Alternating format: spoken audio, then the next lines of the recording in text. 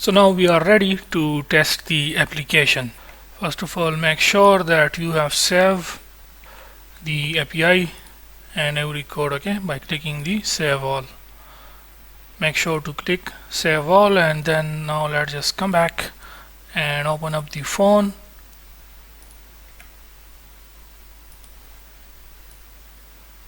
And let's click on this play button in order to install the app on our phone.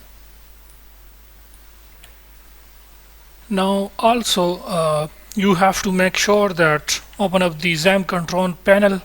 We have to open up the server, okay, that is the XAMPP server, and start the Apache and MySQL just like this, and then go to your favorite browser and simply go to localhost PHP MyAdmin, okay, as you can see here.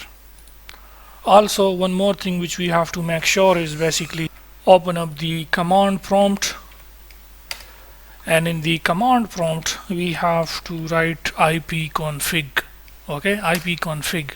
We have to make sure that our IPv4 address do not change, okay. If it is changed, then we must update our this IPv4 address in our API, that is in the API connection. As you can see, it has been changed. So let's just copy this new one, IPv4 address, just copy this and then come back here and simply paste that here, okay, just like this with the new one, okay, just like this.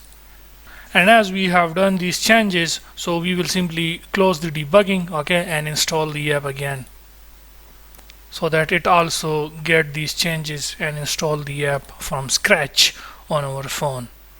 So these are the changes which you have to make sure that you first did that, and then click on the play button, install the app on your phone for testing. So the app is running now, and now let's just go to the sign up page, and I'm going to register as a user whose name is, let's say, John, and then email john@gmail.com, then password.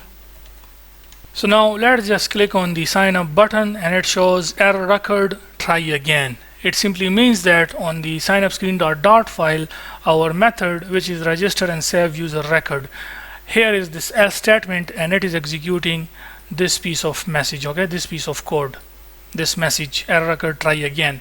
So the reason for that is after when we using API, when we execute the sign up backend code, so we get the response from the server, which simply means that in the response body, success key has a value false.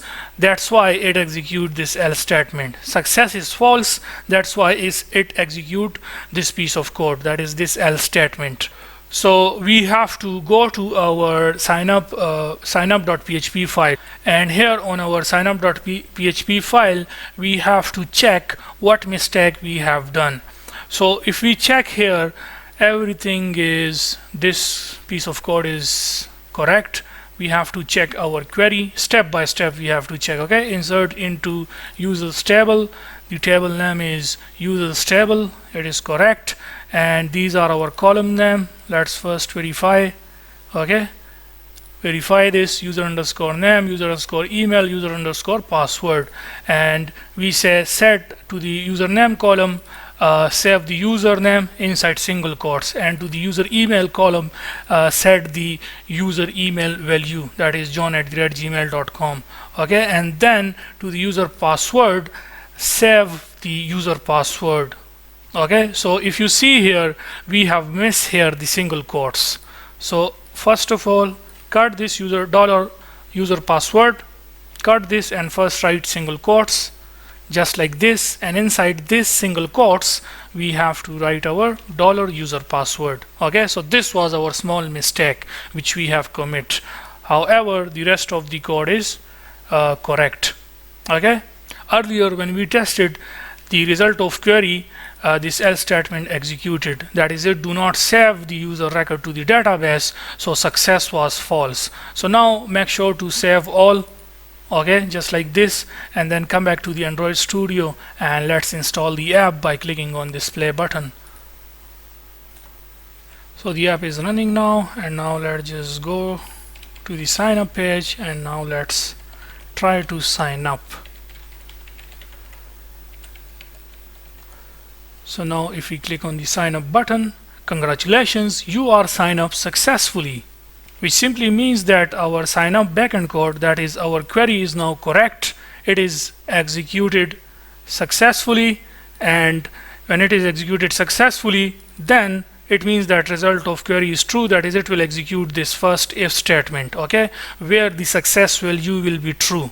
So as the success value is true, so the response from the API for the sign up, it will come, that is the key success will have a value equals to true.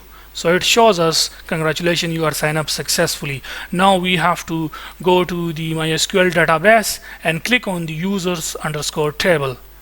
And here we go. Here is our first user record. The user ID, a unique user ID. Each and every user will have their own unique ID, okay? Now we will also create register new users further, so you will see it. The username, you can see the user email and the user password. User ID has the user ID column has the user ID, username column has the username, user email column has the user email, and user password column has the user password, which is in binary, or you can say in secure form basically. As you know that when we save the password in the database, we write here MD5, so it will make it secure. Like as I told you earlier, I hope you remember that when we were implementing the sign up, that this MD5 will basically convert our password to hash, or you can say make it secure. That is converted to binary strings basically. So you can see that, okay, it is secure. Now let's try and sign up using other user. Now let's also test the feature, that is, you know that John is now already registered, the John person, using this email. So also let's try to check up our validate email feature. Either if another user try to sign up with the same email, so will he be allowed or not? So also let me show to you guys the code step by step, okay, so that you can understand the meaning of it as well further in details. Now you know that this is our sign up button, okay, and when you know that there is a user who is already using this email whose name is John. Let's say there is another user whose name is John Parker, okay, and he has this password 1234567 let's say, okay, and he is trying to log in with already existing email. So after clicking on sign up button, you know that it called this method which is validate user email. So now let's just click on sign up, and it says email is already in someone else's use, try with another email. That is, it execute this if condition. That is the response from our validate email.php file. That is the email found is, that is if condition executed, okay. The number of rows returned from the server is, you already know, 1, okay, 1 row already exists with that email. So it executed this if condition, that is number of rows, or you can say number rows length is 1. So it execute the if condition, that is email found is set to true, okay. To email found key we assign true value. So this time it execute this one, because this email already exists in the database, okay. So that's why it shows to this John Parker user try with another email, okay, because this email is already in someone else's use. So that's why it execute this piece of code, that is email found set to true. So according to that, the response coming from the API, from the server, email found key value is true, so it execute this piece of code. So the user has to now change his email address. So let's say john22@gmail.com, and now if the user click on sign up button, congratulations, you are signed up successfully. That is, now in the second scenario, the response coming from the API, from the server, email found is now false, because this was not already exist. John22 email @gmail.com not exist already in the database.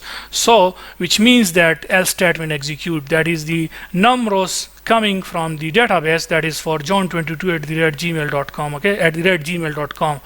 In this case, the num rows length is 0, that is email is not already in someone else's use. So it set the key email found value to false, which simply means that it executes the else statement, that is register and save the user record to database. So this code I already explained. It executes the if condition, that is congratulations, you are signed up successfully. Now if we go to the database and we refresh this by clicking on this browse button, then you see that new user has been registered, and this new user has their own unique ID, user ID, which is true, and username John Parker, user email john22@gmail.com, and this is the secure password in binary for this user whose name is John Parker. Now after successful sign up, you may want to clear the sign up form, okay, that is clear this form. So you can also do that by simply coming here to the sign up screen, and when everything goes successfully, that is congratulations, you are signed up successfully, then in here you can simply write here set stat, and inside the set stat our controller, for example we have 3 controllers, name controller dot text, and you can set this to empty string like this, okay. Also we have another technique which will do the same thing, which is the built-in function in dot programming language, which is dot clear, okay. So it will basically clear the name text field. Similarly for the other 2 text field controller, that is name, and then we have email controller, and then we have password controller, okay, just like this. So now click on this debugging button, okay, just close this, and now let's install the app from the start. So the app is running now. Let's go to the sign up, and I'm going to write here the username, let's say Muhammad Ali, and then the password is, let's say, ali@gmail.com. The email is ali@gmail.com, and password will be, let's say, 123456, and let's click on sign up. So after successful sign up, you see the text field cleared, okay, using this piece of code. So it is cleared now. And now if we check the database, then here you can see we have a 3rd user, Muhammad Ali. This is the email, and this is the secure password, and this user has their own unique user ID.